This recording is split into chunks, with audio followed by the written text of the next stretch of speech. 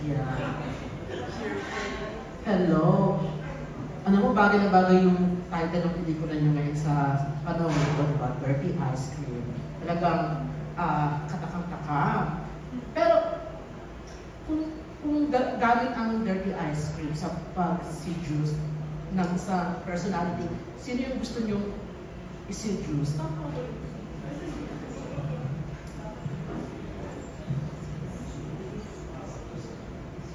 Let's start with, Gion. Like sa character po na gusto namin i-seduce. Na personality. Personality namin.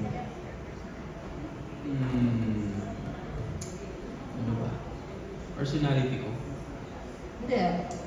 Artista. Artista.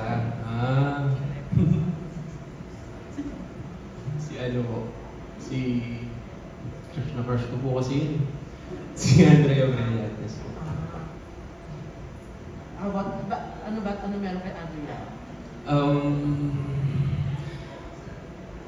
Napapatunaw niya po yung ice cream ko eh. Pag...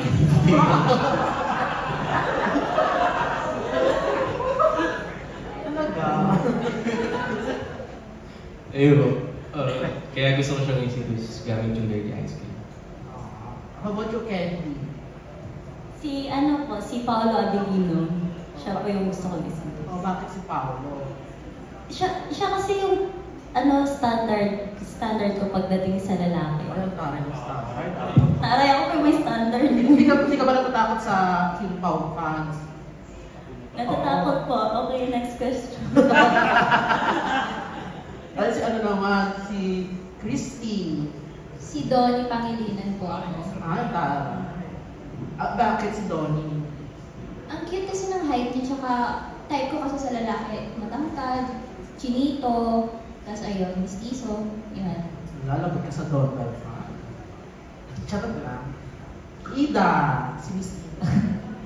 Okay, ako, gusto ko kasi yung parang magilo tingnan, pero medyo bastos. So, sino yun? Oo, si Ian Veneracion. Parang, siguro pag nakasama ko siya, napaka-sexy niya, tsaka papabol talaga siya. So, yun. Parang, nagsasalita lang ako ayon sa edad ko Kasi hindi ko pwedeng piliin yung mga bata. Marami na kasi mga cute, mga sexy din ng mga bata. Pero mas, dahil interview ito, pipiliin ko yun si Ian.